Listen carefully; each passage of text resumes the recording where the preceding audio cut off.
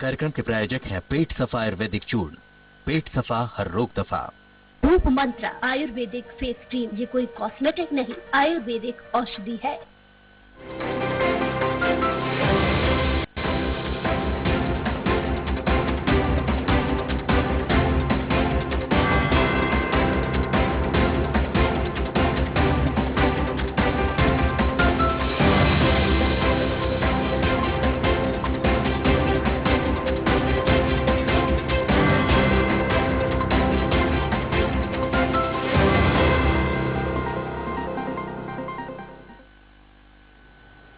नमस्कार, स्वराज एक्सप्रेस के खास प्रोग्राम जनता मांगे जवाब में आपका स्वागत है। मैं हूं शोभित शर्मा। जीएसटी यानी गुड्स एंड सर्विस टैक्स, हालांकि विपक्ष इसे गब्बर सिंह टैक्स भी कहता है और इसे कहने के पीछे विपक्ष ने कई वजह भी गिनाई। खैर, ये ऐसा टैक्स है जिसकी गुत्थी बड़े बड़े अर्थशास्त्री भी लोगों को नहीं समझा पाए हैं, तो नेताओं की मुश्किल तो आप समझ ही सकते होंगे। 1 जुलाई 2017 को जब इसे लागू किया गया था तो सरकार ने वादा किया था कि व्यापारियों को काफी सुविधा मिलेगी, लेकिन ये बात कागजी रह गई क्योंकि जीएसटी में अब तक 900 से ज्यादा बार संशोधन हो चुका है। ऐसे में व्यापारियों के लिए इसे समझना बेहद मुश्किल हो गया है। इसके लिए उनके पास विरोध के अलावा अब कोई और विकल्प नहीं था, लिहाजा उन्होंने आज विरोध भी किया। एक दिन का जो है उन्होंने हड़ताल करी, दुकानें जो है अपने प्रतिष्ठान को बंद रखे। खैर, व्यापारियों की क्या समस्या है, उसका क्या समाधान हो सकता है, आज ये समझने की हम कोशिश करेंगे। हमारे साथ 2 अर्थशास्त्री भी जुड़ेंगे जो जीएसटी की जटिलता को आपको आसान शब्दों में समझाने की कोशिश करेंगे। साथ ही हम सरकार और विपक्ष से भी सवाल दागेंगे। तो जनता मांगे जवाब में आज चर्चा जीएसटी पर जंग पर चल रही इसी मुद्दे को लेकर करेंगे।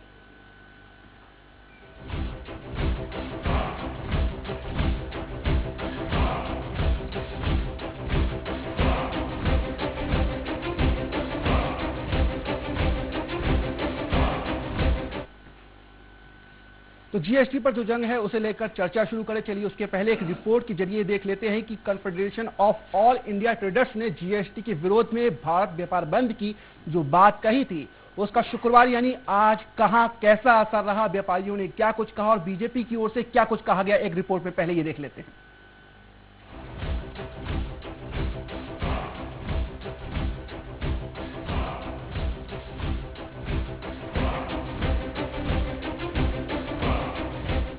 ये तस्वीरें जुलाई 2017 की हैं, जब संसद में तत्कालीन राष्ट्रपति प्रणब मुखर्जी और प्रधानमंत्री नरेंद्र मोदी ने जीएसटी को लॉन्च किया था। तकरीबन 3.5 साल पहले जब वस्तु और सेवा कर आया तो विपक्ष के साथ ही व्यापारियों ने इसका जमकर विरोध किया और ये विरोध आज भी बरकरार है। दरअसल जीएसटी के नियम इतने जटिल हैं कि वो व्यापारियों को समझ में नहीं आ रहे हैं। हालांकि लगातार विरोध के बीच जीएसटी के नियमों में 900 से ज्यादा बार संशोधन हो चुका है, लेकिन अभी भी जीएसटी के जटिल प्रावधान और हाल में जो कुछ संशोधन हुए हैं वो व्यापारियों को और ज्यादा परेशान कर रहे हैं। इसे लेकर व्यापारी कई बार आवेदन निवेदन कर चुके हैं, लेकिन इसके बाद भी जब कोई बड़ा बदलाव नहीं हुआ तो confederation of all India traders यानी CAIT ने जीएसटी के विकृत रूप के खिलाफ 26 फरवरी को भारत व्यापार बंद की घोषणा कर दी, जिसका शुक्रवार को के तमाम हिस्सों में असर भी देखने को मिला। हालांकि कुछ जगह असर मिला जुला था तो कुछ जगह नहीं भी था। मध्य प्रदेश और छत्तीसगढ़ की बात करें तो इन दोनों राज्यों में भारत व्यापार बंद का अच्छा खासा असर दिखा। एमपी में भोपाल, ग्वालियर, जबलपुर, इंदौर के साथ ही छत्तीसगढ़ के रायपुर, बिलासपुर, दुर्ग समेत कई जिलों में कई छोटे बड़े प्रतिष्ठान बंद रहे और कारोबारी सड़क पर जीएसटी के कड़े प्रावधानों के खिलाफ हुंकार भरते दिखे। तमाम जगह व्यापारियों ने जीएसटी के जटिल नियमों को लेकर होने वाली परेशानियां बताते हुए ये तक कह दिया कि अगर जीएसटी का सरलीकरण नहीं हुआ तो वो जीएसटी भरना ही बंद कर देंगे। हम लोगों ने, किराने वालों ने जुमेरात अनुमान पूरे दिन का हमने लोगों ने रखा है। ये हमने पहली बार ही अपने लिए किया है, बाकी तो हम सबके लिए करते रहते हैं। अपने लिए व्यापारियों ने सिर्फ पहली बार ही किया है, वो भी इसलिए क्योंकि जीएसटी से हमें कोई एतराज नहीं है। जीएसटी के जो अभी जो प्रावधान, जो कठोर जो प्रावधान रखे हैं गवर्नमेंट ने, उसके प्रति हमारा विरोध है। देखिए, मेरे ख्याल से हम लोग व्यापारी लोग बहुत मजबूरी होती तो ही रोड में आते हैं और ये मजबूरी में आए हैं खाली ये बताने के लिए कि बहुत दिक्कत है, क्योंकि अभी बहुत ज्ञापन वाकर सब हो गए थे तो दिक्कत है। जीएसटी के जो कठिन हमारे प्रावधान किए जा रहे हैं इंस्पेक्टर राज की जो वापसी हो रही है, इसका विरोध पूरे भारत के व्यापारी कर रहे हैं, जिसमें ट्रांसपोर्टर हमारे साथ हैं, जिसमें सोना चांदी व्यवसायी पूरे प्रदेश के साथ हैं, अनाज मंडियां पूरे प्रदेश की हमारे साथ हैं, Madhya Pradesh chamber of commerce हमारे साथ है, ग्वालियर व्यापार मेला बंद हो रहा है और व्यापारी संघ हमारे साथ है। और सरकार को ये नीतियों में सुधार करना होगा, हमारी आवाजों को सुनना होगा, नहीं तो इसके बाद हमारे और भी तरह तरह के आंदोलन रहेंगे। हम लोग सभी व्यापारी जीएसटी भरना भी भविष्य में बंद करने वाले हैं, जिससे सरकार को अर्थव्यवस्था की आने वाले समय पे प्रॉब्लम्स होंगी। इधर कैट के राष्ट्रीय अध्यक्ष डीसी भरतिया और राष्ट्रीय महामंत्री प्रवीण खंडेलवाल जीएसटी काउंसिल द्वारा जीएसटी के स्वरूप को अपने फायदे के लिए विकृत करने का आरोप लगाते हुए जीएसटी को पहले ही पूरी तरह से फेल कर प्रणाली बता चुके हैं। बता दें कि ट्रांसपोर्ट सेक्टर के सबसे बड़े संगठन all India transport welfare association ने भी कैट के भारत बंद का समर्थन करते हुए शुक्रवार देश भर में चक्का जाम करने की घोषणा की थी। लिहाजा कई जगह से चक्का जाम की भी तस्वीरें सामने आई। जीएसटी के विरोध में व्यापारियों के बाजार बंद को लेकर शिवराज सरकार में मंत्री विश्वास सारंग ने कहा है कि इस तरह के आंदोलन की कोई विशेष जरूरत नहीं है। सरकार बातचीत के द्वार खुले रखती है, हर संभव कोशिश की जा रही है। मुझे लगता है कि हमारी सरकार हर मुद्दे पर बातचीत के लिए अपने द्वार खुले रखती है। इस तरह के आंदोलन की वैसे बहुत विशेष जरूरत नहीं है। बहरहाल जीएसटी की खामियों को दूर करने के लिए व्यापारियों ने जिस तरह से भारत व्यापार बंद रखा, क्या इससे केंद्र सरकार पर कोई दबाव बनेगा? और सबसे अहम सवाल यह है कि साल 2017 में जीएसटी लागू होने के बाद से अब तक हो चुके सैकड़ों संशोधन के बावजूद इसके नियमों को लेकर अभी भी घमासान क्यों मचा है? जनता इसका जवाब जानना चाहती है। Bureau report, Swaraj express. तो जीएसटी पर जो जंग है, चलिए अब इस मुद्दे पर चर्चा शुरू करते हैं, जिसके लिए हमारे साथ स्टूडियो में मौजूद है बीजेपी नेता विकास बोंद्रिया जी। विकास जी आपका स्वागत है। कांग्रेस प्रवक्ता जितेंद्र मिश्रा जी, जितेंद्र जी आपका स्वागत है। अर्थशास्त्री अभिषेक मोदी जी, अभिषेक जी आपका बहुत स्वागत है। वहीं रायपुर से जुड़े हैं अर्थशास्त्री डॉक्टर लखन चौधरी जी, चौधरी जी आपका स्वागत है। और छत्तीसगढ़ CIT के कार्यकारी अध्यक्ष विक्रम सिंह देव जी भी हमारे साथ जुड़ गए हैं। विक्रम जी आपका भी बहुत बहुत स्वागत है। विक्रम जी पहले आप ही के पास आना चाहूंगा, जिस तरह से आपने जो आह्वान किया था 26 फरवरी का जो भारत व्यापार बंद को लेकर के, मैं ये नहीं पूछूंगा कि वो कितना सफल रहा क्या नहीं रहा, लेकिन जिस तरह से आपने जीएसटी को लेकर के तमाम जिस तरह की परेशानियां आ रही है, समय समय पर ये मुद्दा उठता रहा है, वहीं एक बार फिर जिस तरह से आप लोगों ने इसके विरोध में जो आवाज बुलंद की है, क्या लगता है? और खासतौर से आप हमारे दर्शकों को आसान शब्दों में ये बताइए कि इसमें आखिर ऐसी क्या खामियां हैं, ऐसी क्या परेशानियां हैं जो आप लोगों की मुसीबतों को और ज्यादा बढ़ाने का काम कर रही हैं? विक्रम जी। जी जी, जिस प्रकार से केंद्र सरकार ने हम व्यापारियों को जीएसटी को कड़ा नियम, इतने विसंगतियां हैं हमारे जीएसटी पर, हम लोग अपना व्यापार करें कि जीएसटी के वकील को सीए के साथ हम करें। तो आप देखिए इनवॉइस बिल में हमको ट्रांसपोर्टर का 200 किलोमीटर पर इनवॉइस बिल नहीं करने से 200% हमको पेनाल्टी भरना पड़ेगा। हम सब व्यापारी इतने परेशान हो गए हैं। एक तो कोरोना काल 9 महीना में हम सब व्यापारी इतना परेशान थे, उसके ऊपर उसके बाद केंद्र सरकार ने जटिल समस्या हम जीएसटी के ऊपर ला दिया है। तो हम कैसे व्यापार करें? एक तो कोरोना काल में हम सब परेशान हैं। माननीय स्वर्गीय जेटली साहब थे, तो उन्होंने बहुत एक देश एक कर का उन्होंने हमको सिखाया था। हम लोग बहुत खुश होकर पूरे प्रदेश में, छत्तीसगढ़ के प्रदेश में हम लोगों ने जीएसटी को स्वागत किया। परंतु जैसे जैसे हम लोग देख रहे हैं कि नियम कानून हमारे ऊपर लादे जा रहे हैं, हमको बहुत तकलीफ हो रहा है। हम जीएसटी के संबंध में हम अपना ध्यान लगाएं कि हम अपने व्यापार को लगाएं। और कोरोना काल में हम सब इतने परेशान थे। तो मैं आपके माध्यम से केंद्र सरकार को ये बताना चाहूंगा कि हमको बंद करने का कोई शौक नहीं है। हम मोदी सरकार के विरोध नहीं है। हम सब मोदी सरकार को हम दिल से चाहते हैं, परंतु हम जब बंद करेंगे तब सरकार को आंखों उनको मालूम चलेगा कि व्यापारी पूरे भारतवर्ष में 8 करोड़ व्यापारी कितने परेशान पे हैं, छोटे व्यापारी कितने परेशान पे हैं। इसलिए हम आपके माध्यम से केंद्र सरकार को ये बताना चाहते हैं कि हम सब व्यापारी को सुने और जीएसटी को सरलीकरण करें, ताकि हम अपने व्यापार आराम से कर सके और आपके कोष को हम बढ़ा सकें। विक्रम जी और ये कहा जा रहा है कि जिस तरह से ये नया साल शुरू हुआ था, उसकी शुरुआत में जो जीएसटी में कुछ संशोधन किए गए, उसके बाद आपकी परेशानियां और बढ़ गई। ये वो कौन सा संशोधन थे जिसके चलते आपकी परेशानियों में और इजाफा हो गया? देखिए 950 संशोधन उन्होंने दिया, उसके बाद भी हम सरलीकरण नहीं हुए हैं। अभी जो ई-वे बिल आया हुआ है, जो इनवॉइस B2B मतलब होलसेल टू होलसेल करना, उसमें बहुत सारे विसंगतियां ला दिया है। थोड़ी सी भी चूक हो गई तो हमको 200% पेनाल्टी का, ये हमारा सबसे बड़ा विरोध है। और दूसरा, हमारे साथ ट्रांसपोर्ट भी एसोसिएशन भी हमारे साथ में, उन विचारों के साथ तो 200 किलोमीटर के बाद अगर इनवॉइस में कोई तकलीफ हो तो उनको भी पेनाल्टी है। तो ये अभी जो 2 नियम जो आया है इनवॉइस में, जो अपने को ई-वे बिल जो जनरेट हम जब कर रहे हैं, तो उसमें बहुत सारी विसंगतियां ला दिया है केंद्र सरकार ने। तो हम आपके माध्यम से उन्हें बताना चाह रहे हैं कि हमको बंद करने का कोई शौक नहीं है, और हमारा बंद सफल हुआ है, और व्यापारी कभी बंद के पक्ष में नहीं है। हम लोग व्यापारी नेता किस प्रकार से हम आज प्रदेश में, छत्तीसगढ़ प्रदेश में बंद किए हैं, हमें मालूम है हमें कितना तकलीफ, हमें खुद व्यापारी हैं, बहुत तकलीफ से हम सब अपने व्यापार को बंद करते हैं। ठीक है, विक्रम जी आपके पास आऊंगा, पक्ष विपक्ष की भी हम बात करेंगे, लेकिन उससे पहले अर्थशास्त्रियों का हमारे जो हैं उनका रुख कर लेते हैं। अभिषेक जी आपके पास पहले आना चाहूंगा। जिस तरह से जो जीएसटी है 2017 में आया और अब तकरीबन 3.5 साल से ज्यादा हो चुके हैं, उसके बाद भी आप देख रहे हैं इन 3.5 सालों में लगातार संशोधन पे संशोधन किए गए, 900 से ज्यादा संशोधन अब तक हो चुके हैं, और अभी भी संशोधन की उसमें बात कही जा रही। तो क्या लगता है कि इन संशोधनों की चलते जो है, जो व्यापारी हैं, जो बिजनेस करते, व्यापार करते हैं, वो समझ नहीं पा रहे हैं, क्योंकि जब भी उसको ठीक से समझ लेते हैं फिर उसमें कोई संशोधन नहीं आता है, या जीएसटी कुछ है ही इतना उलझा हुआ कि लोग समझ ही नहीं पा रहे? थोड़ा सा आपसे समझना चाहेंगे आसान शब्दों में, ताकि जनता भी समझ पाए और जो व्यापारी हैं वो भी अच्छे से समझ सके। अभिषेक जी, जीएसटी की तकलीफ ये है कि जीएसटी जो लागू किया गया वो उसके मूल स्वरूप से लागू ही नहीं किया गया। तो जब जीएसटी लागू किया गया वो बिना तैयारी के लागू कर दिया गया।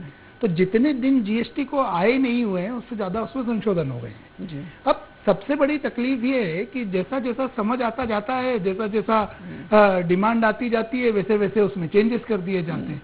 तो जिस कारण से जो उसका मूल स्वरूप था, मूल स्वरूप में ये था कि जीएसटी का मतलब था गुड्स एंड सर्विस टैक्स, मतलब इनडायरेक्ट टैक्सेस को लेकर सिर्फ एक टैक्स लिया जाएगा, बाकी अलग अलग लेवल पे मैन्युफैक्चरर से लेकर रिटेलर तक दूसरे टैक्सेस नहीं लिए जाएंगे। जो एक्साइज के नाम पर, कस्टम्स के नाम पर, दूसरे ड्यूटीज के नाम पर जो लगते थे वो सब उन्होंने हटा दिए। परंतु इसमें तकलीफ ये हुई कि जब वो एक टैक्स लाए तो इस एक टैक्स को सुचारू रूप से करने के लिए व्यापारी को भी उतना वो कहना चाहिए कि उतनी छूट देनी चाहिए कि जो व्यापारी ने बोला है उसको मान लिया जाए। अब तकलीफ ये आ रही है कि जीएसटी में कोई दिक्कत नहीं है, जीएसटी में सिर्फ तकलीफ ये है कि मान लीजिए मैं जीएसटी करदाता हूं और मुझे अपना रिटर्न भरना है।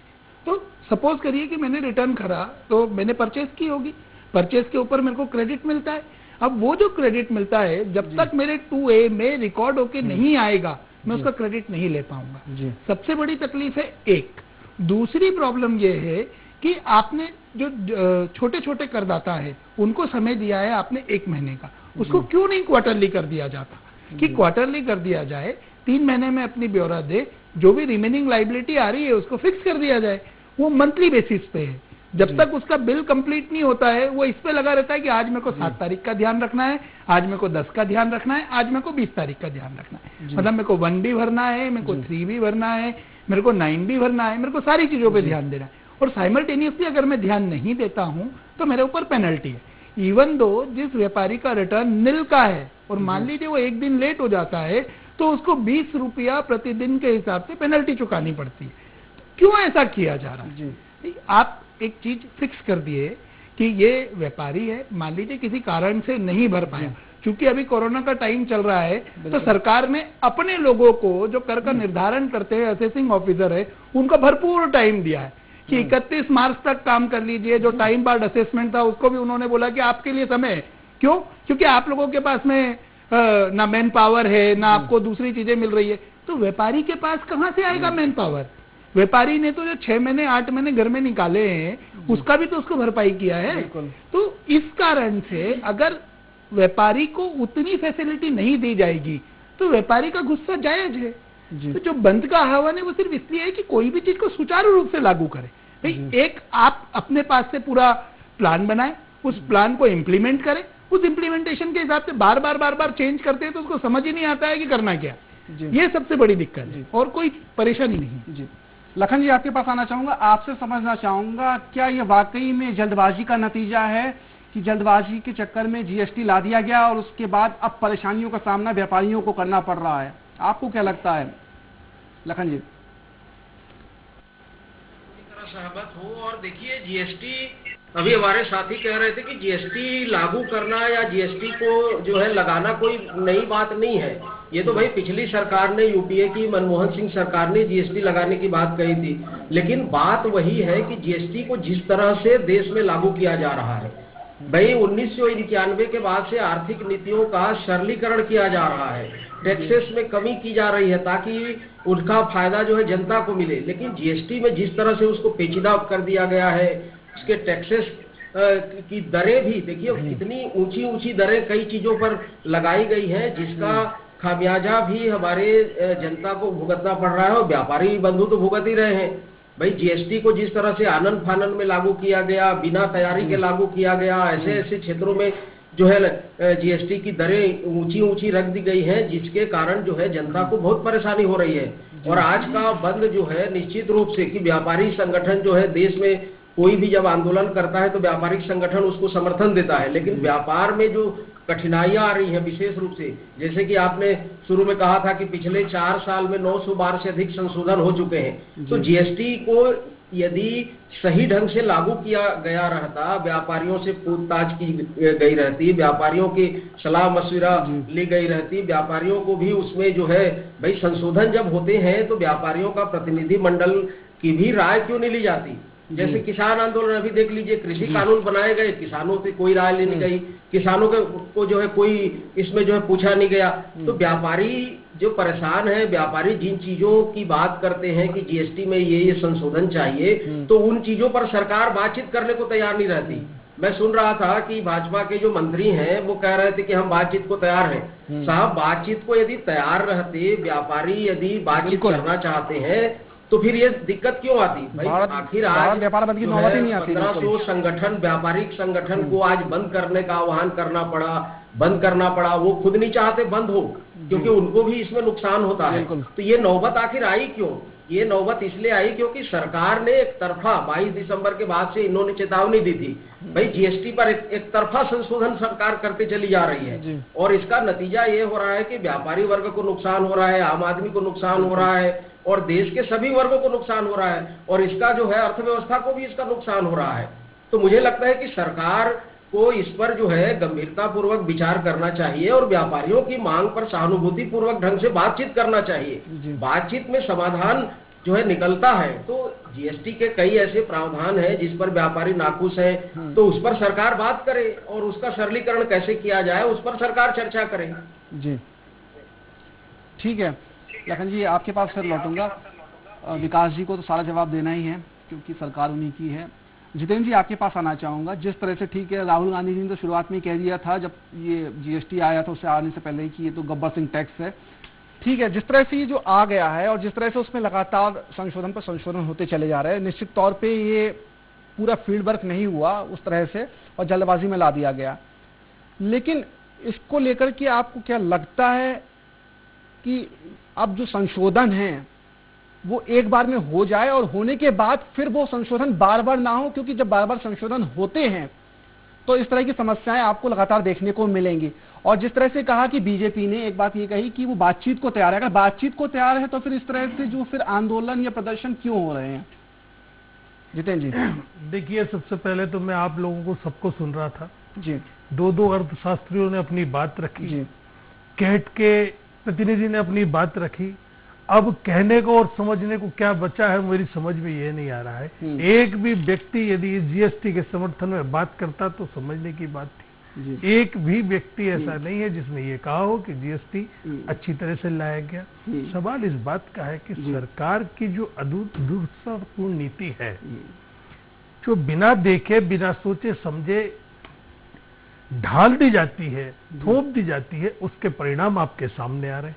जीएसटी को लेके हमने उस दिन भी विरोध किया था, आपने देखा था कि गलत तरीके से लाया जा रहा है। ऐसा उत्सव मनाया गया जैसे आजादी, दूसरी आजादी उस देश को मिली हो, क्योंकि आपकी तैयारी नहीं थी। आप ये बताइए, किसी भी कानून में 250, 1000 संशोधन मजाक बनाया है कि कानून बनाया है, ये समझ में नहीं आ रहा है। नोटबंदी को लेकर के आपने देखा किस तरीके से आनन फानन में फैसला लिया गया, कहीं 2000 की परमिशन, कहीं 4500 की परमिशन। जब एटीएम में गए तो उन्होंने कहा साहब इसका स्लॉट ही नहीं है 2000 के नोट का। माने सरकार क्या करना चाह रही ये समझ में नहीं आ रहा।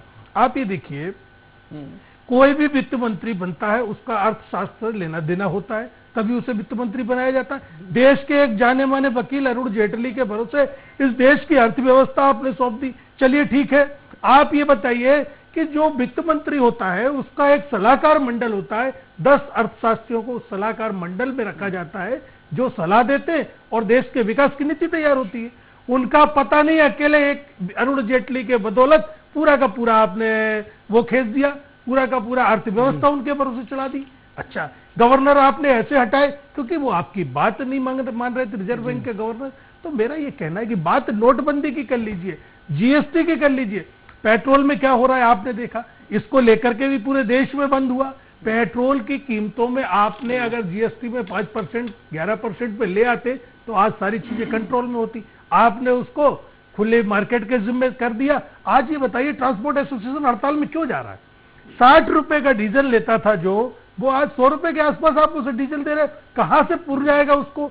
सारा का सारा कच्चा माल महंगा होता जा रहा है। व्यापारियों की हालत आपको मालूम है क्या परेशान हो रहा है। आप ये देखिए, व्यापारी इस देश को सबसे ज्यादा टैक्स देने वाली संस्था है। आप सोच रहे हो सोने का अंडा दे रहे, एक ही बार में इसको हलाल कर दो। आप ये नहीं देख रहे कि इतने दूरगामी परिणाम होंगे। देश की अर्थव्यवस्था चौपट होती जा रही है। आप कहते हो एक कानून, एक देश, एक विधान, एक निशान। अब आपने लिया है कि एक कर आना चाहिए। अरे पहले तो आपने कहा था एक देश एक विधान।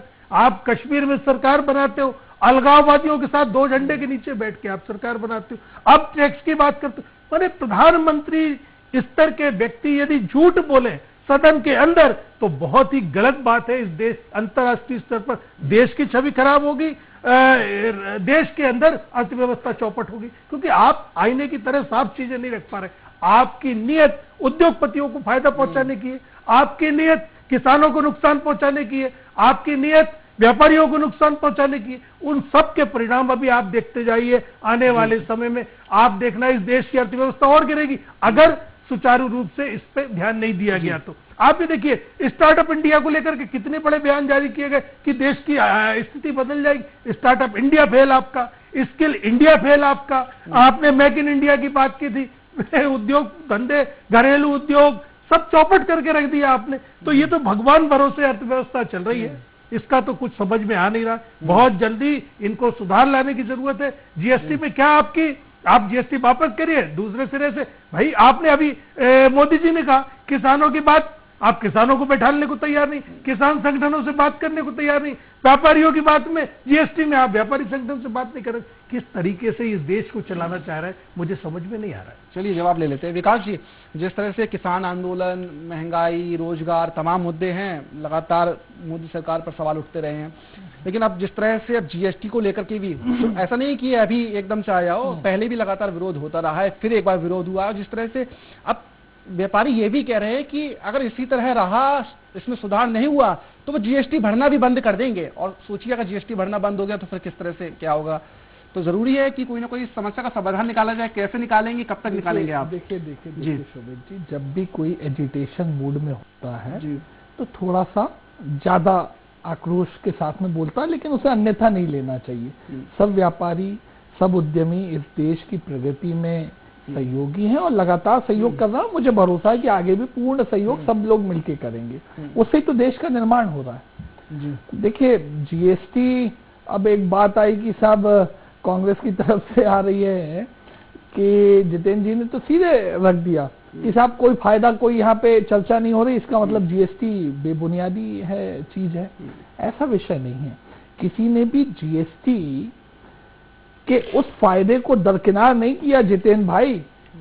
जो टैक्सेशन में मल्टी लेयर में आता था उपभोक्ता के पास में, उपभोक्ता को टैक्स पे टैक्स अदा करना पड़ता था, उससे उपभोक्ता को मुक्ति मिली है, व्यापारी को मुक्ति मिली है। इसका मायने है कि उपभोक्ता को टैक्स कम अदा करना पड़ रहा है ओवरऑल किसी भी वस्तु पे, किसी भी सेवा पे, और व्यापारियों को भी फायदा मिला है।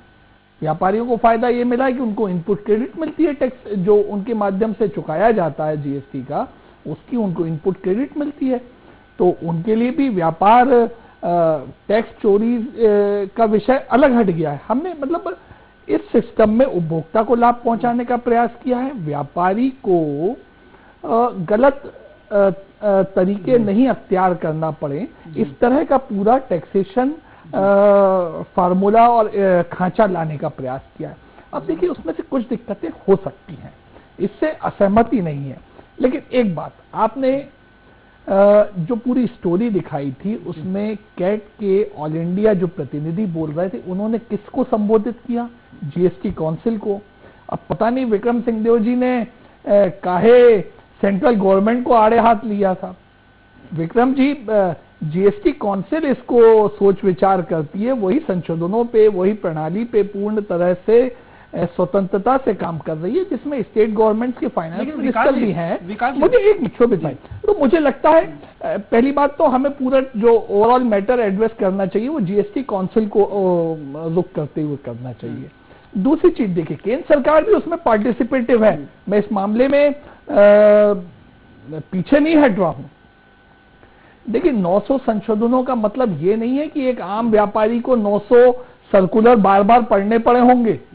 अरे अलग अलग प्रोडक्ट क्या बोलते हैं साहब मोदी जी उसे एसटीएन नंबर, वो बदलाव आ रहे हैं। अब एक पेंसिल पहले कभी किसी और नंबर में आती थी, बाद में किसी और कैटेगरी में डाल दी गई। इस तरह के संशोधन है जिसका आम व्यापारी से कोई लेना देना नहीं है। फिर यहाँ पे चर्चा आई 8 करोड़ व्यापारियों ने, हमें तो अच्छा है, एक 8 करोड़ व्यापारियों का संगठन हमारे साथ में देश की प्रगति के लिए तैयार है, एकजुट है। लेकिन साहब जीएसटी के रजिस्टर्ड व्यापारी कितने हैं हमारे देश में? हमने जो पूरा फॉर्मेट बनाया, खांचा बनाया, उसमें तो 1.5 करोड़ भी नहीं है, और नए आए उसमें से हैं 50 लाख के लगभग।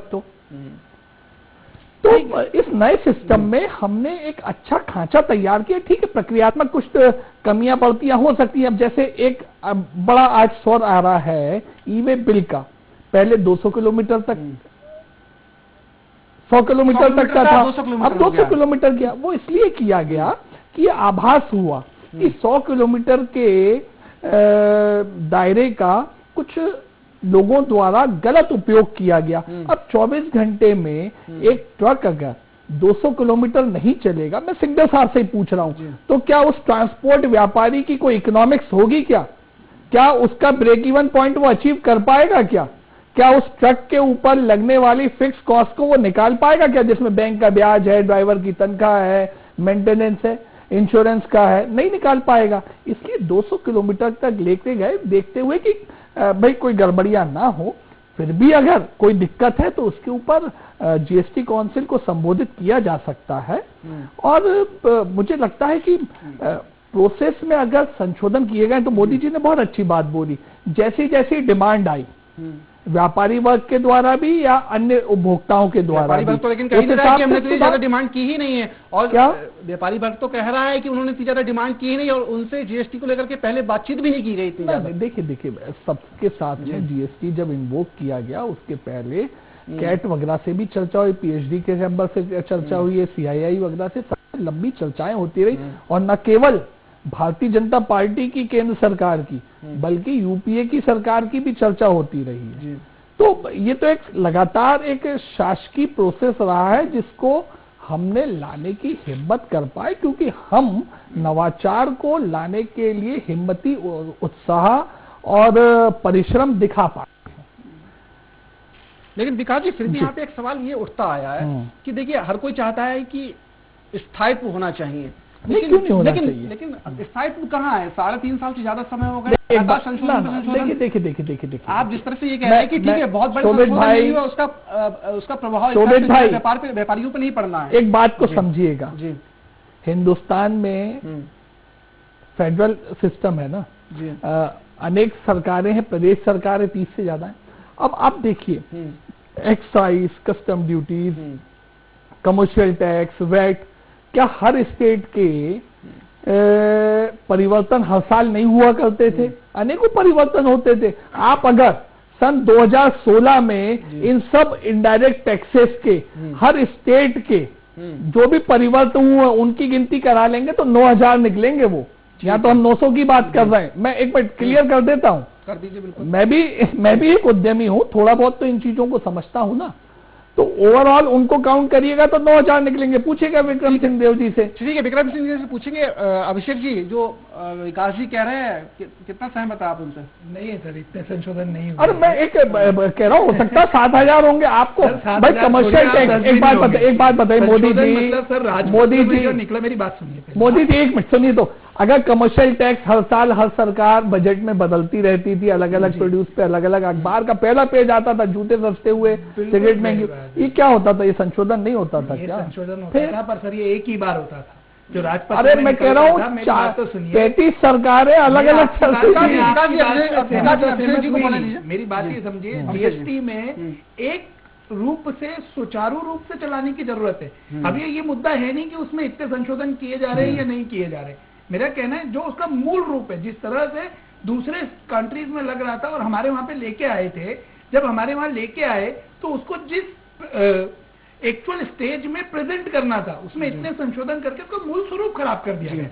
क्योंकि आप मेरा कहना बस सिर्फ इतना सा है कि जो 4, 5, 6 रेट्स जो अभी लागू की गई है, अगर इस रेट्स को प्रॉपरली किया जाए, इनिशियलाइज किया जाए और चैनलाइज किया जाए तो कोई दिक्कत नहीं है जीएसटी में। देखिए रेट्स कैसे बनाए गए? शुरू में 5 स्लैब बनाए गए, अब हम कमतर करते जा रहे हैं। और फाइनेंस मिनिस्टर ने तो कहा है कि शायद अगली बैठक में जो 12 और 18% वाले 2 स्लैब हैं इनको मिला के भी हम एक कर देंगे, इनको भी एक कर लेंगे। तो ये उत्तरोत्तर होगा ना। और पहली बार कैसे रेट्स बनाए गए जीएसटी के?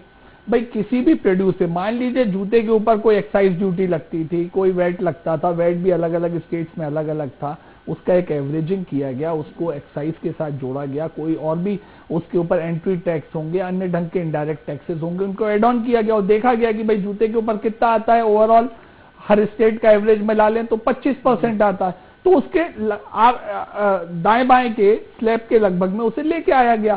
इस तरह से हमने, मेरी बात समझिए, मैं एक उदाहरण दे रहा हूं, मुझे नहीं मालूम, जो चीजों पे 28% जैसे डिटर्जेंट पे अगर वो 22-23 आ रहा था तो उसे शायद 21 या 24% पे लेके आए थे। पहले भी मिला करता था, जब वेट सिस्टम था उस समय भी इनपुट क्रेडिट मिलता था।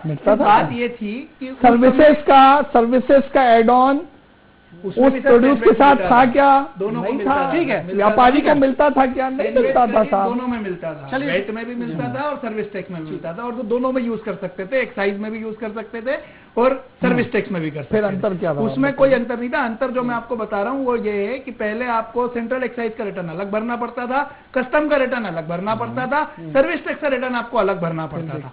वो आपको नहीं भरना पड़ रहा है, एक ही रिटर्न भरना पड़ रहा है। बट परेशानी ये है कि जैसे पहले आप छूट दिया करते थे कि सिर्फ रिकॉर्ड मेंटेन करके रख लीजिए, क्वार्टरली रिटर्न भर दीजिए और हम आप पे भरोसा कर लेंगे। अभी प्रॉब्लम ये विषय बहुत इंपॉर्टेंट है। तो मेरी बात पूरी हो जाने दीजिए साहब, कि जो आप रिटर्न भरने देते थे उस रिटर्न में व्यापारी ने, अगर दूसरे व्यापारी ने नहीं भरा है तो आप उसका रजिस्ट्रेशन कैंसिल करिए ना, इसका तो रिटर्न ही नहीं भर पाता है। और चूंकि रिटर्न नहीं भर पाता है तो ये इसको पेनल्टी लगती है। अब ये व्यापारी व्यापार करे या उसके पीछे पड़े कि पहले तुम अपना टैक्स जमा करो, सबसे बड़ी प्रॉब्लम है। एक दूसरा, क्यों भरोसा नहीं कर पा रहे हम हमारे व्यापारी के ऊपर? क्यों हमें 2 महीने का 3 महीने का टाइम नहीं दिया जा रहा है? क्यों हम मंथली रिटर्न भरवा रहे उस छोटे व्यापारी से जिसका टर्नओवर 50 लाख रुपए भी नहीं है? मैं ये नहीं बोल रहा हूं आपको कि इसमें कोई खामी है, पर इसको सुचारू रूप से करना जरूरी है। आप छोटे व्यापारी जो 50 लाख 1 करोड़ वाले हैं साल भर का, उनको छोड़ दीजिए, 3 महीने में रिटर्न भरिए, कोई दिक्कत नहीं है, हर आदमी कुछ कुछ भर देगा। प्रॉब्लम ये हो रही है कि 20 दिन 25 दिन के लिए वो धंधा करता है, 5 दिन 7 दिन वो सिर्फ इसी चीज में लगता है कि इनवॉइस की क्रेडिट मेरे को मिली है या नहीं मिली है। तकलीफ सिर्फ इतनी सी है, अगर इतनी सी बात सरकार समझे तो कोई दिक्कत नहीं है। ठीक है, विक्रम जी आपके पास आना चाहूंगा। जिस तरह से विकास जी ने कहा कि ठीक है सरकार भी बातचीत के लिए तैयार रहती है, जिस तरह से शुरुआत में जब ये जीएसटी आया ना तो आप लोगों से चर्चा वगैरह की गई थी, जब इस समय राज्य सरकारों तक बात पहुंचाई गई, उसके बाद उनके माध्यम से आप लोगों से कोई सुझाव मांगे गए, आपसे चर्चा की गई, किस तरह के आपने सुझाव दिए थे, क्या होना चाहिए क्या नहीं होना चाहिए, इस तरह की आपने कुछ इनको जानकारी दी थी विक्रम जी? देखिए, सबसे पहले तो मैं दोनों अर्थशास्त्रियों को नमन करता हूं और हमारे दोनों नेता द्वय को भी मैं प्रणाम करता हूं, छत्तीसगढ़ के कोटि कोटि व्यापारियों को। देखिए, मेन मुद्दा से हम भटक रहे हैं। मेन मुद्दा जो आज हम भारतवर्ष को जो बंद करने का जो निर्णय लिया है, केंद्र सरकार द्वारा जीएसटी के अंतर्गत जो नए प्रावधान किए गए हैं, जिसमें यह अब और भी जटिल हो गया है साहब। मैंने वही तो कहा था, मैंने आपसे शुरुआत के द्वारा ई-वे बिल सहित छोटे व्यापारियों के लिए चेंजेस हुए हैं जी। एक बार सुनिए, इसके द्वारा ई-वे बिल छोटे व्यापारियों के लिए जो इनवॉइस जैसे प्रावधान दिए गए हैं, जो व्यापारियों के लिए सरदर्द बन गया है, इसके विरोध में केट ने आज पूरे भारतवर्ष में बंद किया गया है। तो इसके लिए अब हम दोनों हमारे आदरणीय नेता बैठे हुए हैं, इसके लिए सोचना चाहिए, आपको सरल करना चाहिए। जिस प्रकार वेट में 3 महीना में हम लोग रिटर्न भरते थे, इस प्रकार सरलीकरण होना चाहिए। आज मैं दोनों अर्थशास्त्रियों को भी प्रणाम करता हूं, उन्होंने बहुत अच्छा बात हम सब व्यापारियों को रखा है। तो आगे देखिए, हम सब व्यापारियों आज हम खाली जीएसटी में उलझ जाएंगे तो हम व्यापार कैसे करेंगे। ठीक है विक्रम जी, अगर ठीक है, अगर जिस तरह से जो समस्याएं आ रही हैं, अगर उनका जल्द समाधान नहीं होता है तो उसके बाद आपका अगला स्टैंड क्या होगा? देखिए, हम लोग कोई लड़ाई वाले कौम से नहीं है। हम केंद्र सरकार को, जिसका राज उसका पूत, व्यापारी तो जिसका राज होता है उसका पूत होता है। और देखिए, हम लोग बहुत ही सरल कौम के लोग हैं, व्यापारी वर्ग, और हमको बातचीत तो हम लोग अगर बातचीत, देखो हमारे जो केंद्रीय बॉडी बैठी हुई है दिल्ली में, उसमें हमारे महामंत्री प्रवीण खंडेलवाल साहब तो जीएसटी काउंसिलिंग के मेंबर भी हैं। परंतु अगर उन्होंने तो बात किया होगा ना, हमारे संबंधित वित्त मंत्री जी से किया होगा ना बात। लेकिन उन्होंने खंडेलवाल साहब ने ये भी कहा है कि ये कर तो जो है पूरी तरह से फेल है, ये जीएसटी जो नया ये जो जीएसटी हुआ है, ये तो जीएसटी पूरी तरह से फेल बता दिया था उन्होंने तो। विक्रम जी, नहीं, मैं ऐसा तो नहीं कहूंगा। माननीय स्वर्गीय जेटली साहब ने जब शुरुआत जीएसटी को लाया था 2017 में, तो हम पूरे व्यापारियों जोर शोर से स्वागत भी किया था और बहुत अच्छे ढंग से चल रहा था।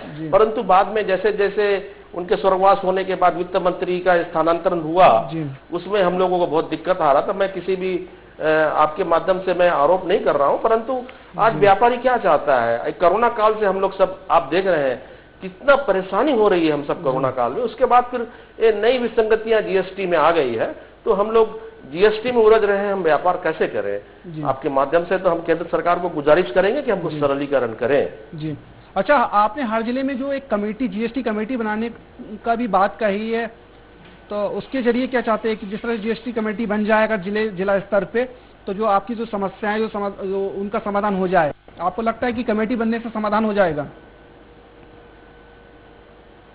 नहीं, जीएसटी का जिला स्तर पर है, ऑलरेडी है, राज्य सरकार भी कर चुकी है, केंद्र सरकार भी कर चुकी है। लेकिन जो इसमें आपने कहा इसमें मांग की गई, आपकी मांग में शामिल हो जाती बात तो आज हम जी विक्रम जी कहिए आप अपनी बात। हाँ, हमारे प्रदेश अध्यक्ष माननीय अमर परवानी जी प्रदेश में जीएसटी के काउंसिलिंग के सदस्य हैं और केंद्र में तो प्रवीण खंडेलवाल साहब हैं।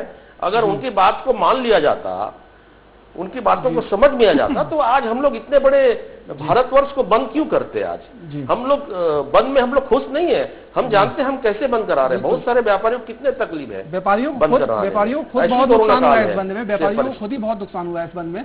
बिल्कुल ठीक है, हम अर्थशास्त्री जो हमारे रायपुर में है, जी शर्मा जी, जी मैं लखन जी के पास जाना चाहूंगा। लखन जी, ऐसी क्या मतलब जीएसटी में जो खामियां हैं, आपको क्या लगता है, कुछ मेन पॉइंट्स में अगर आप हमको समझाएं, दर्शकों को समझाएं, क्योंकि ये कोई राजनीतिक विषय नहीं है। जनता का ऐसा होता है कि कोई भी नई चीज आती है तो कंफ्यूजन होती है, कंफ्यूजन क्रिएट होती है, उसके चलते भी ठीक से चीजें नहीं समझ पाते हैं। तो अगर पॉइंट्स में आप बताएं कि जीएसटी में ये चीज नहीं है, ये चीज हो जाए और ये उसके ड्रॉबैक्स हैं, तो आप अगर उनको थोड़ा सा पॉइंट आउट करके बताएं लखन जी, तो बेहतर होगा। नहीं देखिए जी, आपका कहना सही बात है कि कोई भी नई चीज, नई नीति जब आती है तो उसमें थोड़ी दिन तक कंफ्यूजन होती है। लेकिन आप बताइए कि ये जो है 4-5 साल से ऊपर हो गया लागू किए, उसके बाद भी कंफ्यूजन के ऊपर कंफ्यूजन है, तो इसका मतलब सीधा सा यही है कि इसको जो लागू करने के जो तरीके हैं, देखिए जीएसटी को सर्वसम्मति से कई सालों तक इस पर जो है चर्चाएं हुई हैं, पूरे राज्य सरकारों से इस पर सहमति ली गई। उसके बाद जो है ये पिछली सरकार में ही लागू हो जाना चाहिए था, लेकिन किन्हीं कारणवश जो है लागू नहीं हो पाया। तो जब ये सरकार जो है मोदी सरकार जब आई तो इन्होंने लागू करने के पहले इस पर जो है राय मशवरा लेकर जो है इनको लागू करना चाहिए था। देखिए जीएसटी का कोई विरोध नहीं कर रहा है, कोई व्यापारी जीएसटी का विरोध नहीं कर रहा है, देश का कोई भी व्यक्ति जीएसटी का विरोध नहीं करता, टैक्स तो आखिर देना ही पड़ेगा। लेकिन उसको जिस तरह से लागू किया गया है, आखिर संशोधन इतने क्यों किए जा रहे हैं बार बार और देखिए कि संशोधन जब भी नया संशोधन होता है उसमें सरलीकरण होने या जनता को या व्यापारियों को उलझ जाता है, जो भी कुछ सुधार करना कर दीजिएगा, आप उसमें ऐड करना हो। जी जी। अभी देखिए कि एक बहुत बड़ा मुद्दा कई जो है दिनों से महीनों से मांग हो रही कि पेट्रोल डीजल के रेट जो है इतने आसमान पर चले गए हैं और आम आदमी जो है इसकी जो है परेशानी से किस तरह से गुजर रहा है, आखिर उसको जीएसटी में लागू क्यों नहीं किया जाता। आखिर मांग की जा रही है कि भाई जीएसटी आखिर किसके लिए है, व्यापारियों के साथ आम जनता का फायदा हो, तो इससे व्यापार प्रभावित हो रहा है। जीएसटी के कई जो नीतियां हैं उसकी वजह से हमारी जो इकोनॉमी का जो राजस्व है, जिसको कलेक्शन जो होना चाहिए वो भी अपेक्षित रूप से नहीं हो पा रहा है। तो आखिर नुकसान इससे सभी को हो रहा है, व्यापारी वर्ग को केवल नुकसान नहीं हो रहा है।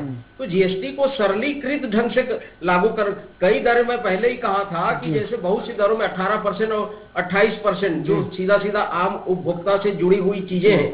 अभी आप देखिए एक बहुत बड़ा एग्जाम्पल कि कोरोना काल की वजह से सार्वजनिक परिवहन बंद हो गया और लोगों ने बाइक और कार की बिक्री किस तरह से धूम धड़ाके के साथ जो है अभी दीपावली के सीजन में हुई और उस पर जीएसटी किस तरह से जो है ऊंची करके रखी गई है। आज पेट्रोल का दाम किस तरह से बढ़ा दिया गया है। व्यक्ति जो है अपने कार्यस्थल पर अपनी गाड़ी से जाने के लिए सुविधा के लिए जो है बाइक खरीदा, कार खरीदा, लेकिन उस पर जीएसटी देखिए किस तरह से भंपाड़ जो है लगाया गया है। तो कहने का तात्पर्य यही है कि भाई जीएसटी को सरल ढंग से लागू किया जाए, उसमें सरलीकरण किया जाए, व्यापारियों से उसमें पूछा जाए। भाई व्यापारियों को कभी उसमें 2-4 बड़े उद्योगपतियों को उसमें बुला लिया जाता है, उनकी राय ले ली जाती है, वो पर्याप्त नहीं है। जो व्यापारिक संगठन है उनके प्रतिनिधियों को, उनके जो नेता है उनको उसमें बुला के उनकी राय ली जानी चाहिए। और जो ऊंची दरें हैं कई चीजों पर, जिस उपभोक्ता वस्तुओं से संबंधित है, कार है, बाइक है, 18% से 28% की जो ऊंची दरें हैं उस पर भी सरकार को विचार करना चाहिए। इससे क्या हो रहा है कि परेशानी सबको हो रही है, मुद्रास्फीति बढ़ रही है, महंगाई बढ़ रही है। आखिर इन सब का भाई आरबीआई ने भी तो कहा है, आरबीआई कह रही है कि ये जो चीजें हैं इस पर आप जो है ध्यान दीजिए और इससे अर्थव्यवस्था पर इसका बहुत बुरा असर पड़ रहा है। नोटबंदी के कारण जो है हम उभरे नहीं थे और जीएसटी को किस तरह से अनियोजित ढंग से, पूरी तरह से बेतरतीब ढंग से जीएसटी को लागू कर दिया गया। और उनकी जो दरें हैं, सवाल उनकी दरों पर, भाई आप सोने को जीएसटी में लागू नहीं कर रहे हैं ठीक है, लेकिन आम आदमी से जुड़ी हुई चीज है पेट्रोल डीजल जो है उसको तो आप जीएसटी में लाइए।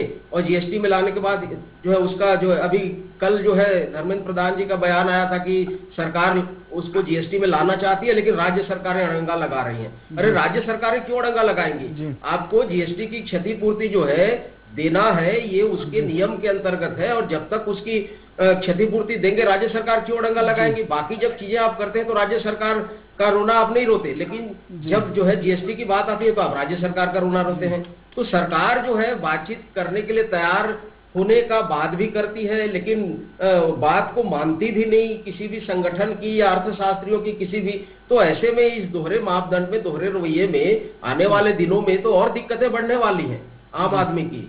जी ठीक है, लखन जी आपके पास आएंगे। जितेंद्र जी, सुविधा के लिए लाया गया था, दुविधा हो गई है और ये दुविधा लगातार बढ़ती जा रही है संशोधनों के साथ, लेकिन कांग्रेस फिर भी इस मुद्दे पर ज्यादा जो जोश दिखना चाहिए, इस मुद्दे को लेकर के एक फायर जो आग दिखनी चाहिए कांग्रेस में, ये भी हो सकता है कि उस तरह से कांग्रेस का समर्थन इस मुद्दे पर नहीं मिल पा रहा हो, इसलिए बहुत ज्यादा सरकार भी इस पे फोकस नहीं कर रही है।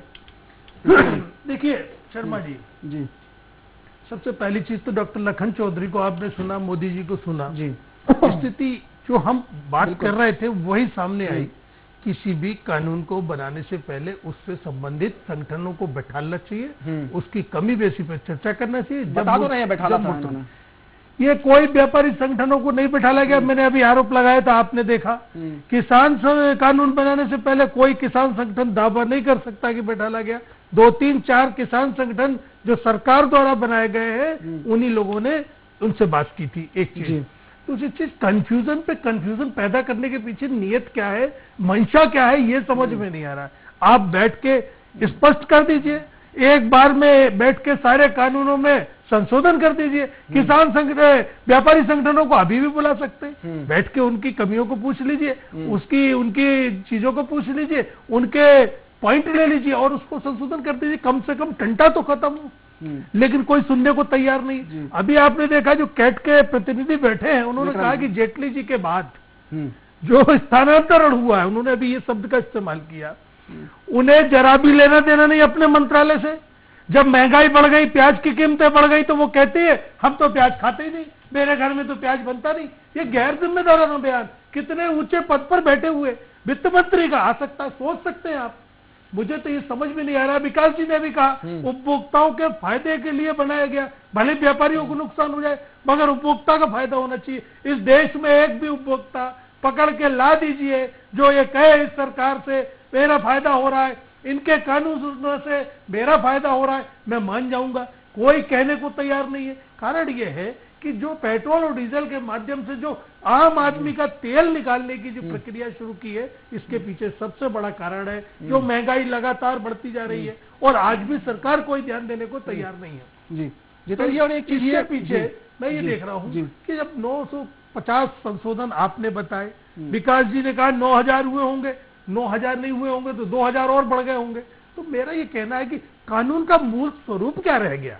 आपको शर्म नहीं आ रही है? आप कानून को फिर भी लागू किए हुए उसका स्वरूप बदल दिया आपने। किसानों के स्वरूप बदलने को तैयार है, वापस लेने को तैयार नहीं है। इस सरकार को वापस लेना होगा। आंदोलन का सवाल, यही व्यापारी बंधु हमारी बात नहीं मान रहे थे। हमने लगातार जागरूक करने का प्रयास किया कि ये नुकसान आपको भी होगा, ये नुकसान जनता जनार्दन को भी होगा। आखिर में बात समझ में आई। आपने देखा अभी 4 दिन पहले हमने बंद का आयोजन किया था, मध्य प्रदेश पूरा बंद हुआ। कारण यह है कि धीरे धीरे इस सरकार की नीति, इस सरकार की मंशा और इस सरकार का रोड मैप जो कि स्पष्ट नहीं है, इस वजह से ये सारी चीजें बढ़ती जा रही हैं। इस पर ध्यान देना चाहिए। अभी भी कुछ नहीं बिगड़ा है। आपने एक बात और पूछी थी कि अब आपका अगला स्टैंड क्या होगा? अब इनका अगला स्टैंड व्यवसाय में ताला लगा के घर जाने के अलावा कुछ नहीं बचा है। जी जितेंद्र जी, एक सवाल ये भी है, जिस तरह से उन्होंने कहा कि पेट्रोल डीजल पे जीएसटी इसलिए नहीं हो पा रहा है क्योंकि राज्य सरकार ने रंग डाल दी, चूंकि अभी आप भी 15 महीने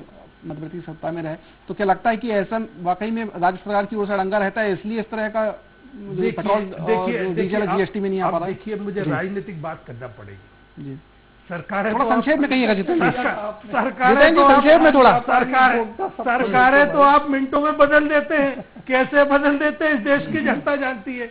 आप अगर कठोर निर्णय लेंगे राज्य सरकारों को मानना पड़ेगा, लेकिन आप क्या है, कंफ्यूजन पे कंफ्यूजन। आप कोई चीज होती है आप उठा के राज्य सरकारों पे डाल देते हैं। तो मेरा ये कहना है कि आप स्पष्ट निर्णय लीजिए। राज्य सरकार भी कोई जन विरोधी सरकारें नहीं होती है, वो भी जनता द्वारा चुनी गई होती है, उपभोक्ताओं को राहत पहुंचाने की दिशा में काम करती। लेकिन मीठा मीठा आप खाते हो, कड़वा कड़वा राज्य सरकारों के जिम्मे करते हो, इसलिए आपको सहयोग नहीं मिल पाता। आपकी नीयत जिस दिन साफ होगी सारा देश आपके साथ खड़ा हो जाएगा। लेकिन आज ये देख रहे हैं कि आप कहते कुछ है, करते कुछ है।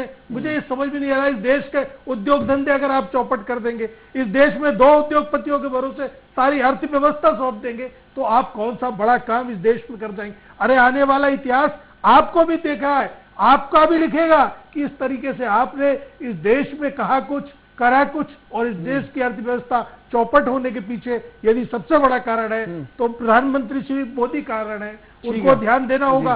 2 तरह के, एक मंत्रालय और बना दे जो धर्म कर्म के मामले देखता रहे, बाकी सरकार तो विकास की तरफ देखे, बाकी सरकार तो अर्थव्यवस्था की तरफ देखे। सारे के सारे लोग किसी एजेंडे के ऊपर चल रहे।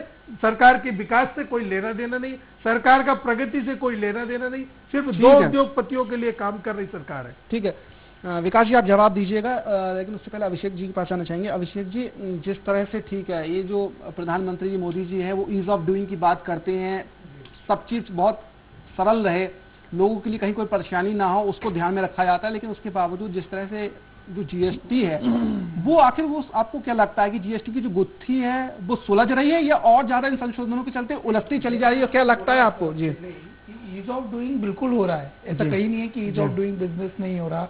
वन विंडो वन स्कीम सब कुछ बिल्कुल प्रॉपरली हो रहा है। सिर्फ परेशानी मैंने जो आपको बताई वो इतनी सी है कि जो आम आदमी, जो आम व्यापारी की परेशानी है वो ये है कि तो समय दिया जाए, उसकी परेशानी को समझा जाए। कहीं कोई तकलीफ नहीं है, जीएसटी को मानने में या जीएसटी को चुकाने में भी कोई दिक्कत नहीं है। उसको प्रॉब्लम ये आ रही कि आज मान लीजिए वो अपना रिटर्न भरना चाहता है तो जो संसाधन है, वेबसाइट है, वो प्रॉपरली नहीं चलता। जो दूसरे से उसको क्रेडिट लेनी है उसमें उसको समय नहीं दिया जाता। ये सब चीजें प्रॉपरली दें। उसकी जो ई इनवॉइसिंग की जो हम बातें कर रहे हैं उसमें भी कोई तकलीफ नहीं है। जो आपने 200 किलोमीटर का बोला उसमें भी मैं एक चीज रोकता हूँ कि 200 किलोमीटर सिर्फ एक स्टेट तक है। अगर स्टेट चेंज हो जाता है तो भी मेरे को ई-वे बिल की जरूरत है। मतलब भोपाल से माल अगर रायसेन जाएगा वो मंडीदीप तक जाने के लिए अगर 15 किलोमीटर या 18 किलोमीटर चाहिए तो मेरा डिस्ट्रिक्ट चेंज हो जाता है, तो मेरे को ई-वे बिल की जरूरत है।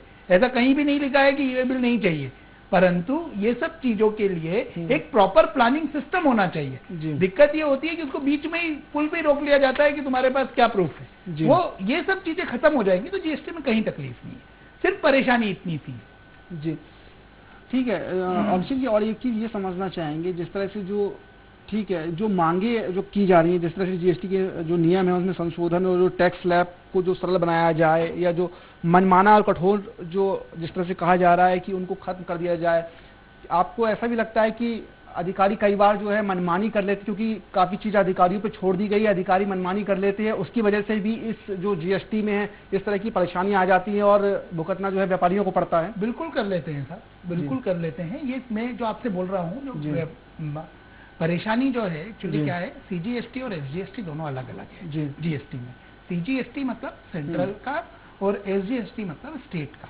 तो आज अगर मैं अपना एक जीएसटी का रजिस्ट्रेशन ही अप्लाई करता हूँ ना तो सीजीएसटी मेरे को बहुत आसानी से मिल जाता है, जबकि एसजीएसटी में मेरे को इतनी आसानी से मिल ही नहीं पाता।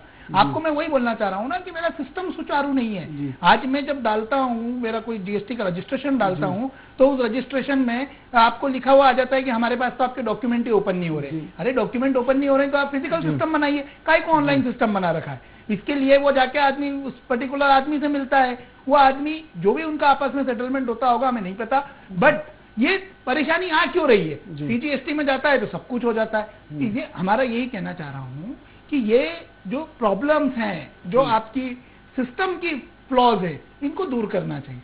जीएसटी में कोई तकलीफ नहीं है। आप 12-18 जो रेट बोल रहे हैं, इस रेट को 3 रेट करिए जैसा सब जगह चल रहा है। एक नील रेटेड आएगा, एक 10 या 12% आएगा और एक लग्जरी आइटम पे आएगा। ये 3 रेट पे करिए क्लासिफाइड और प्रॉपरली करिए, और व्यापारी को प्रॉपरली टाइम दीजिए कि 3 महीने में रिटर्न भर दीजिए या 6 महीने में रिटर्न भर दीजिए, आपको कहीं कोई दिक्कत नहीं है। तो जीएसटी में कोई तकलीफ नहीं है। सबसे बड़ी परेशानी जो मैंने आपको बताई वो यही है कि उसे प्रॉपरली समझा नहीं जा रहा। वो मतलब टैक्स भी वही भरेगा और उसकी कलेक्शन की जवाबदारी भी उसकी है, वो गलत है। अच्छा अभिषेक जी, इस तरह से विकास जी ने एक और बात कही थी कि जो संशोधन हुए, ठीक है 950 के आसपास जो संशोधन हो चुके हैं, ये बहुत ज्यादा बड़े संशोधन नहीं है, इसमें व्यापारी परेशान। तो विकास जी किस आधार पर संशोधन है इसमें? पहले इसका जो मूल स्वरूप था मैं आपको वही बताना चाह रहा हूँ। मूल स्वरूप जो था वो ये था कि जैसे आप देखे रेस्टोरेंट बिजनेस पे पहले 12% लगता था, फिर उसको 5% लाए। तो 5% लाके उन्होंने ये बोला कि आपको इस पे इनपुट टैक्स क्रेडिट नहीं मिलेगी, जो भी टोटल अमाउंट है उस पर 5% दिया जाएगा। तो ये एचएसएन कोड का संशोधन नहीं है, ये मेन संशोधन है, जिसमें पहले ये होता था कि अगर कोई व्यापारी रेस्टोरेंट में जाता था, या मान लीजिए मैं रेस्टोरेंट में जाता था, मैं जीएसटी की इनवॉइस देता था तो मुझे उसकी क्रेडिट मिल जाया करती थी, चाहे वो 12 हो या 18 हो। परंतु अब अगर मैं रेस्टोरेंट में खाने जाता हूं तो मुझे 5% नेट अमाउंट पे जीएसटी देना पड़ता है, पर उसकी इनपुट टैक्स रिबेट नहीं ले सकता मैं। तो इस तरह से बहुत सारे संशोधन के, मतलब मैं 900 संशोधन अभी आपको यहाँ बताने के तो समय भी नहीं है, बिल्कुल वो नहीं हो। मेरा मायने ये था कि आपने बड़ा अच्छा उदाहरण रखा। एक रेस्टोरेंट संबंधी संशोधन है, वो बाकी के 7.5-8 करोड़ व्यापारियों पे तो लागू होते ही नहीं। हालांकि 1.5 करोड़ व्यापारी लगभग तकरीबन इसके सब दायरे में आते हैं जिनको जीएसटी संबंधी फेस, और उसमें भी बहुत सारे तो आपके वो लिमिट वाले हैं जिनको रिटर्न साल में एक बारी देना है। तो देखिए शोभित भाई, जो चर्चा मुझे लग रहा है कि विक्रम सिंहदेव जी ने आज जो प्रकट करी है वो मूल चर्चा का आज का विषय है कि अब क्या प्रक्रियात्मक दिक्कतें उन्हें दिख रही हैं। अब प्रक्रियात्मक दिक्कतें सरकार तो किसी को भी नहीं देना चाहती है, और यकीनन भारतीय जनता पार्टी की सरकार का तो कोई ऐसा रुख नहीं है। हमने केवल जहां टैक्स प्रिफरेज होता था और जो नोटिस में आ रहा है वहां पे प्रक्रियात्मक दिक्कतें प्रपोज की और एक फेडरल सिस्टम की जीएसटी काउंसिल में उसे एक्सेप्ट किया गया। अब बार बार पता नहीं क्यों हमारे साथ में बैठे हैं लखन साहब, वो जीएसटी कोई सरासर और पेट्रोलियम और डीजल क्यों नहीं लाया गया। अब हम जितेंद्र भाई उसका राजनीतिकरण करना चाह, अरे भाई विक्रम सिंहदेव जी एक उनकी आर्थिक व्यवसाय से जुड़ी प्रक्रियात्मक दिक्कत रख रहे हैं जिसको लेके आज वो हड़ताल कर रहे हैं, लेकिन कांग्रेस उसका राजनीतिकरण चाहती है। वो कहती है साहब पेट्रोल क्या और डीजल क्या, पानी हो गया। अरे राजस्थान में पूछिए ना, सबसे हिंदुस्तान में सबसे महंगा पेट्रोल अगर है तो राजस्थान में, वहां क्या अलग सेंट्रल गवर्नमेंट क्या ज्यादा एक्साइज ड्यूटी चार्ज करती है क्या? अरे वहां महंगा इसलिए है क्योंकि वहां पे जो लोकल सरकार का टैक्स है प्रदेश सरकार का वो ज्यादा होता है। दूसरी बात, खैर मैं विक्रम सिंहदेव जी की बात को मुझे लगता है कि आज के हमारे पूरे डिस्कशन में मुझे नोटिस करके बातचीत करना चाहिए। देखिए पहली बात तो अगर कोई प्रक्रियात्मक दिक्कतें आई हैं, नए चेंजेस के कारण आई हैं, तो उन्हें चर्चा करके सॉर्ट आउट किया जा सकता है। दूसरी बात, मैं फिर लखन जी को संबोधित करता हूं, वो बार बार क्वेश्चन उठा रहे हैं कि साहब कहीं किसी को पूछा ही नहीं गया। लखन जी आप ही को पॉइंट आउट करके कह रहा हूं ताकि दर्शकों को भान रहे कहां से बात आई है। वहीं पे विक्रम जी कह रहे हैं कि हम आज भी स्टेट काउंसिल्स में भी शामिल हैं, सेंट्रल काउंसिल में भी हमारे प्रतिनिधि हैं, और केवल कैट के ही नहीं है, पीएचडी चैंबर ऑफ कॉमर्स के हैं, सीआईआई वगैरह के अन्य व्यापारिक संस्थानों के भी हैं।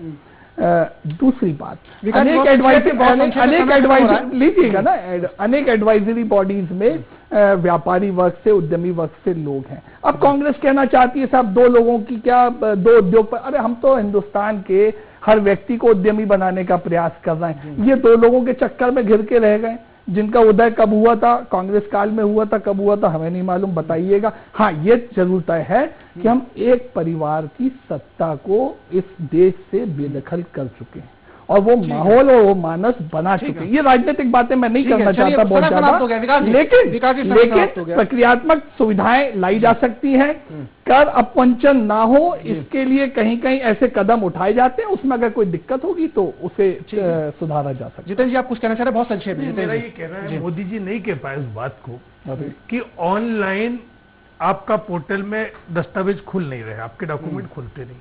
आखिर में उन्होंने कहा कि वो जाकर के अपना सेटलमेंट करता है। इसी बात को लेकर के हमारा कितने हुए कि मध्य प्रदेश में कितने हैं और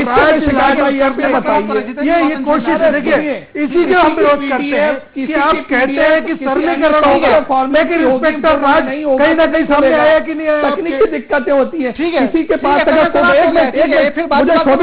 तकनीकी रूप से अगर कोई फोटो डाल देगा 2 MB की और वहां पे अगर 25 KB की फोटो ले सकता होगा उसका सिस्टम, तो भाई आप रिड्यूस करके उसे डाल दीजिए, 25 KB की ले लेगा। लेकिन अब व्यापारी को दिक्कत आती है, वो 2 MB की डाल पा रहा है तो उसे कहा जाता है कि भाई आके दे दीजिए, हम यहाँ पे हमारे हेल्पिंग हैंड बिठा के कर देते हैं। ऐसा मत बोलिए। चलिए तकनीकी दिक्कतें सॉफ्टवेयर इस्तेमाल करने वाले की तरफ से है। ठीक है, चलिए आप हम सभी लोग हमारे साथ चर्चा में जुड़े, आपका बहुत बहुत धन्यवाद। विकास जी आपका, जितेंद्र जी आपका, अभिषेक जी आपका, लखन जी आपका, विक्रम जी आपका भी बहुत बहुत धन्यवाद। तो जिस तरह से आज जो चर्चा हुई है मुझे लगता है कि बहुत सार्थक चर्चा थी, कोई वाद विवाद बहुत ज्यादा नहीं हुआ, पॉइंट से पॉइंट बात हुई, जो समस्याएं थी वो सामने आई। खैर जिस तरह से जो विक्रम जी ने अपनी बात रखी है, लखन जी ने कहा, अभिषेक जी ने कहा, सरकार उसको किस तरह से अब सकारात्मक रूप में लेती है, व्यापारियों को आगे परेशानी ना हो, उनको सुविधाएं मिले, आगे जो संशोधन जो है वो स्टैब्लिश हो जाए, स्थिर हो जाए, बहुत ज्यादा संशोधन ना हो, उसको देख करके भी सरकार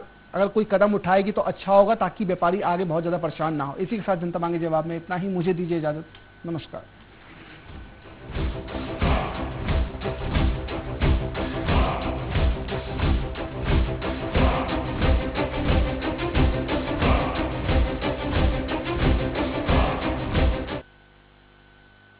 सब